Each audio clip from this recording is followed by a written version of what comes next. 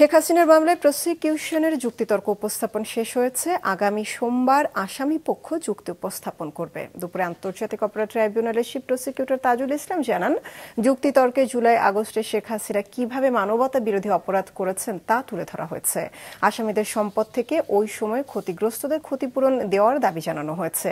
অন্যদিকে চানখারপুলে ৬ জন হত্যা মামলায় দ্বিতীয় দফায় দুপুরে ট্রাইব্যুনালে জবানবন্দি দেবেন জুলাই আন্দোলনের সমন্বয়ক উপদেষ্টা আসিফ মাহমুদ সচিব ভূঁইয়া। এর আগে এই মামলায় গত ৭ অক্টোবর প্রথম দফা জবানবন্দি দেন